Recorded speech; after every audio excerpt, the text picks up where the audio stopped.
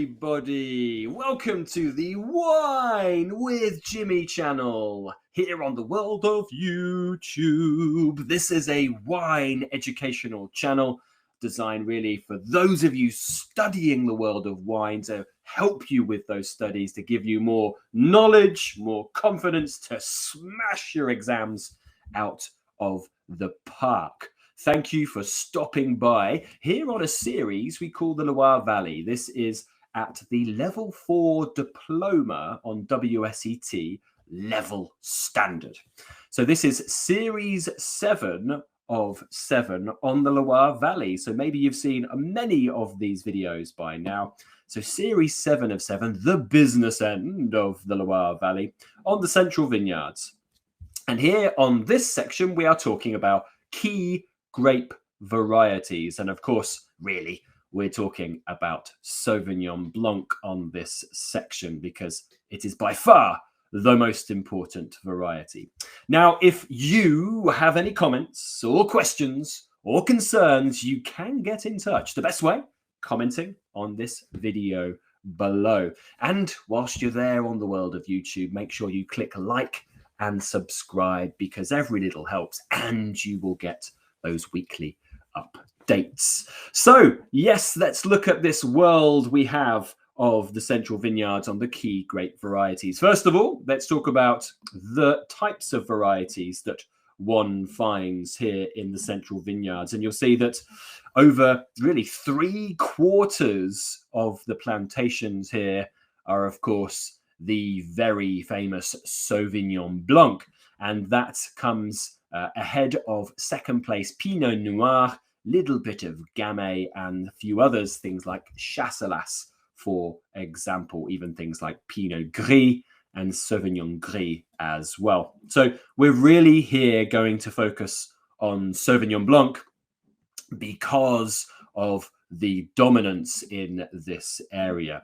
So what about just a little bit of history to begin with? Now, really tracking the exact origins of grape varieties is very difficult, but many of our key thinkers in the worlds of DNA, parentage, and profiling have come up with the fact that really it's likely to come from the Loire River.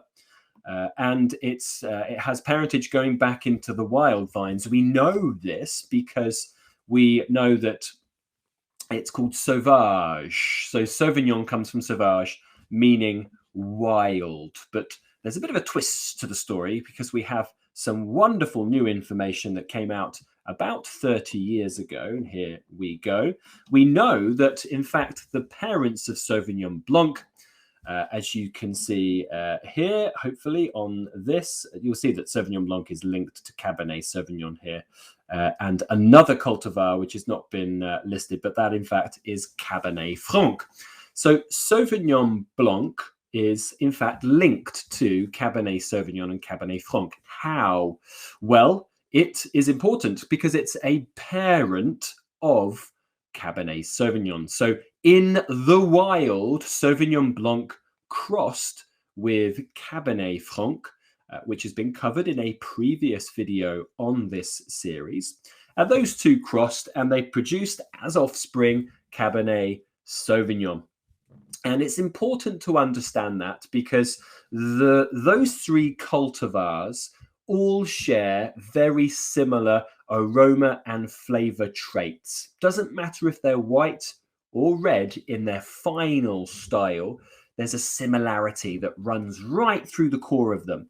And it's this potential for methoxypyrazine, this kind of green, grassy, herbal characteristic that one can find, herbaceous characteristic. Cabernet Sauvignon with its green pepper and mint, Cabernet Franc with its minty sort of almost tomato stalk-like character, and Sauvignon Blanc, of course, with its grass, asparagus, and green bell pepper. So that's really a part of that kind of same sort of genetic material that they have. We also know that Sauvignon Blanc, of course, has a similar etymology, its similar name to Savagnin, which is the variety also known as Traminer, from Savagnin in Jura, but Traminer in places like northern Italy and into Austria. So it's actually related to that variety. It's related to Chenin Blanc from the Loire and also others like Trousseau. So it's really a part of this whole area down here. It's going to have family relations with all of this, as we know. I thought it'd be interesting to throw that in the mix so you're aware of that. So what about Sauvignon Blanc's characteristics? Now, it's a little bit different to what we've been talking about with things like Chenin Blanc, for example, in the essence that this is a late budding and early ripening variety. So it actually has a much shorter growing season. Now, this is important, certainly in a place that is cold, but also suffers spring frost. So one could say that it is very well adept to the areas like a cool continental zone, a little bit like what Riesling is like in Germany. Also very good in terms of being a later budder and therefore really sort of protecting itself from the risks of those early spring frosts.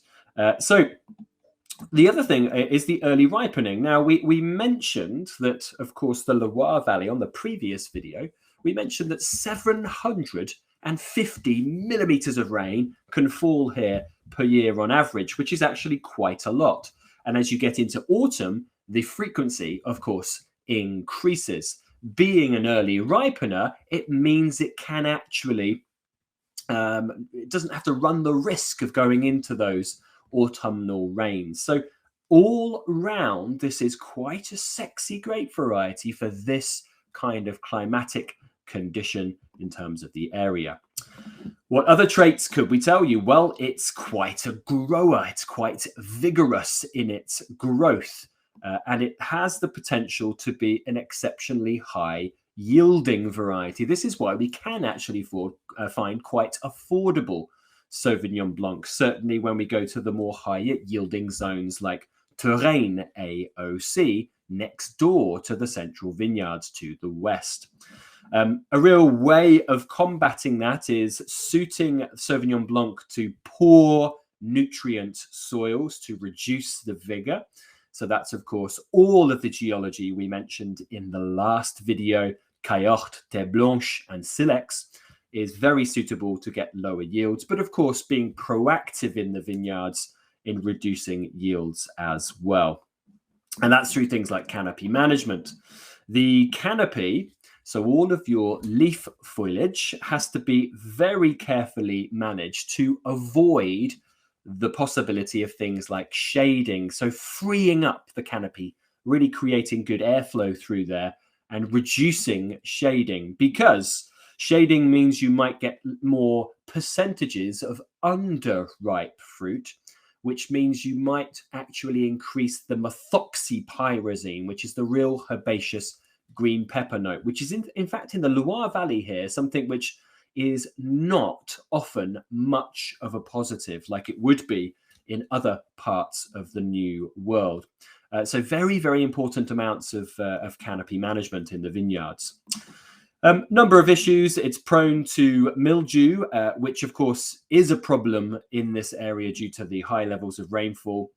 Botrytis, which of course, you know, Sauvignon Blanc can be used for sweet wine production, not here, but certainly in Bordeaux. And also things like trunk-based diseases like Esker, which is kind of like trunk rot. And also, if it is cordon trained, things like Eutypia dieback, Phomopsis, that sort of thing at the bottom just there. So what is it like, Sauvignon Blanc? Now, typically, Sauvignon Blanc is pronounced. But here in the Loire, there are certainly wine styles which are more towards medium plus in their intensity. But you'll find things like grass, you'll see at the bottom, at the back rather, green bell pepper, as you see in the foreground, but also things like asparagus, gooseberry, grapefruit, lemon or lime, and potentially in riper vintages or riper areas, passion fruit. And often a mineral and stone or flinty characteristic is something which is quite famous, linked to the acidities. Typically, the wines are light to medium bodied in the Loire, with medium alcohol and, of course, racingly typical Sauvignon Blanc, high acidity. But one thing to mention about that vineyard management, we've just talked that careful canopy management needs to happen. And we just talked about the certain flavors that one can find in Sauvignon Blanc. But of course, the management of the vine can increase and decrease those methoxypyrazines. So I wanted to just mention this. So during ripening, so when the berries are, of course, formed and they're ripening on the vine, the methoxypyrazine levels, which is a flavor compound that you can taste if you pick the grape up and eat it. It's that green herbaceous character. These will decrease as the grape ripens. Now, in the vineyard, things like row orientation and canopy management, as previously mentioned, can affect the flavor profile of the fruit, including this methoxypyrazine note. So, for example, fruit grown in shadier conditions, so that's with less canopy management, more of the canopy, more of a thicker canopy, will result in more green pepper, more asparagus, more grass, because of the increased levels of methoxypyrazine. But fruit grown with more direct sunlight, potentially with better canopy management and better row orientation, will be more tropical in flavor. Now, sometimes the row orientation is such where you have fruit on one side of the vine that gets much more warmer sunlight in the afternoon, so west facing, and then the east facing will get, of course, the colder and the more gentle sun of the morning. That fruit's going to have more methoxypyrazine compared to the west facing. So row orientation is another one of importance too. Also, another importance is when you pick the fruit, because if you pick early when the grapes have not had full potential to ripen, you will have more methoxypyrazine. So really, judging the ripeness of the grapes by picking the grapes and eating them is something very important for Sauvignon Blanc. And there's a real small window of opportunity to get it right, certainly with Loire styles. Okay, so that's just a little bit on the Sauvignon Blanc. So I hope you've enjoyed it. Other grape varieties mentioned Pinot Noir, of course, making many rosé and red wines here, like Sancerre Rosé and Sancerre Rouge. But please, I'm not going to go into detail here. You know that it's the most important red variety, but the Burgundy section, of course, covers Pinot Noir in much greater detail. Look out for other varieties like Gamay and Chasselas as well. So the next video is a much shorter series on wine making. Please do join me for that one. That's only going to be available on my e-learning portal, as are parts 4, 5, and 6, which are all the AOCs, including wonderful Google Earth 3D videos, which really capture the area in its wonderful electronic format, I suppose. Any questions, get in touch by social media, or please comment on this video in the comments section below. And if you do find yourself in London, here in the United Kingdom, then come and see me at one of my establishments for a class, a glass, or a bottle. I've been Jimmy Smith. Cheers. Ciao for now.